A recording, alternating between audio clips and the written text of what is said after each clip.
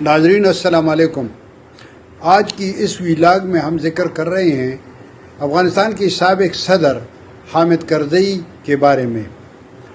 افغانستان میں برسر اقتدار طالبان نے حامد کرزئی صاحب کو ہدایت کی ہے کہ وہ جلد از جلد افغانستان چھوڑ دیں۔ اس سلسلے میں افغانستان کی طالبان سپریم لیڈر ملا ہیبت اللہ نے قندھار سے ایک وفد نائب وزیر اعظم مولوی ملا عبدالغنی برادر کے سربراہی میں بھجوایا ہے، جس نے حامد کرزئی صاحب سے ملاقات کی ہے۔ وفد نے حامد کرزئی صاحب کو ملا ہیبت اللہ کا 5 نکاتی مطالبہ پیش کیا ہے، جس میں ان کو کہا گیا ہے کہ افغانستان میں کسی قسم کے دن یوم آزادی یا یوم جمہوریت منانا، ذرائع ابلاغ کو انٹرویو دینا، جلسے جلوس کرنا، اس کی ممانعت ہے۔ اگر آپ یہ نہیں کر سکتے تو آپ فوری طور پر افغانستان چھوڑ دیں۔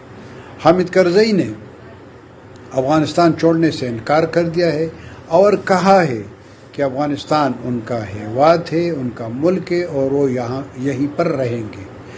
حامد کرزئی کے انکار کے بعد وزیر داخلہ سراج الدین حقانی نے اب مصالحت کے لیے کوششیں شروع کر دی ہے اور اس نے اس سلسلے میں حامد کرزئی سے قندھار سے رابطہ قائم کر کے ٹیلی فون پر بات بھی کی ہے۔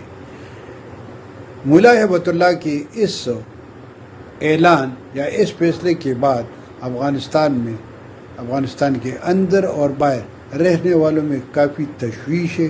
بہت زیادہ لوگ افغانستان کے سپریم لیڈر کے اس فیصلے سے خفا ہے اور وہ حامد کرزئی کے ساتھ ان کی اظہار یکجہتی کر رہے ہیں۔ واضح رہے کہ حامد کرزئی نے اپنے دور اقتدار میں اور اقتدار کے بعد طالبان کے ساتھ اچھے مراسم رکھے تھے اور انہوں نے ہمیشہ طالبان کو قومی مصالحتی پالیسی میں شامل کرنے اور ان کے ساتھ صلح صفائی کی بات کی تھی۔ انہوں نے کبھی بھی طالبان کے خلاف کوئی سخت بیان نہیں دیا ہے اور نہ طالبان کی رہنماؤں پر ذاتی تنقید کی ہے۔